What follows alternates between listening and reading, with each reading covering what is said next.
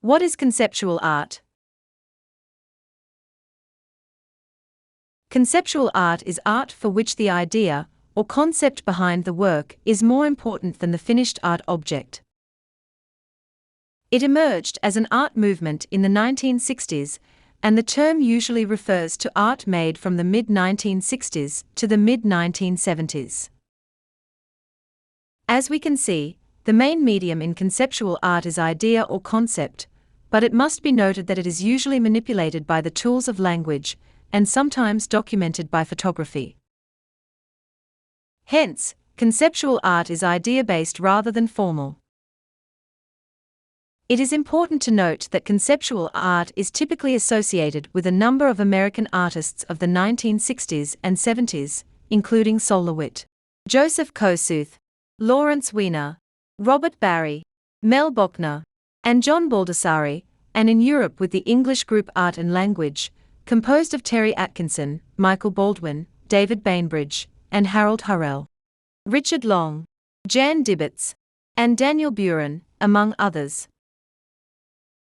Conceptual art was first so named in 1961 by the American theorist and composer Henry Flint, and described in his essay Concept Art. The term had international currency by 1967 when LeWitt published his influential Sentences on Conceptual Art. By the mid-1970s, conceptual art had become a widely accepted approach in Western visual art. Despite the resurgence of traditional, image-based work in the 1980s, conceptual art has been described as one of the most influential movements of the late 20th century, a logical extension of the work begun by the French artist Marcel Duchamp in 1914 to break the primacy of the perceptual in art. Along with its critique of the visual, conceptual art involved a redefinition of the traditional relationship between artist and audience, empowering artists and enabling them to operate both inside and outside the gallery system. Other fields of study, such as philosophy, literary theory, and social science, played a major role in the experience of conceptual art.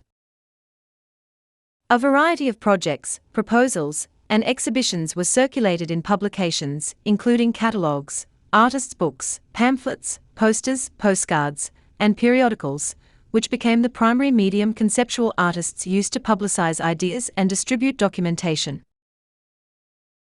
Photography gained added interest as a means of recording an artist's performance of an idea, and as a historical document of the performance that could be circulated.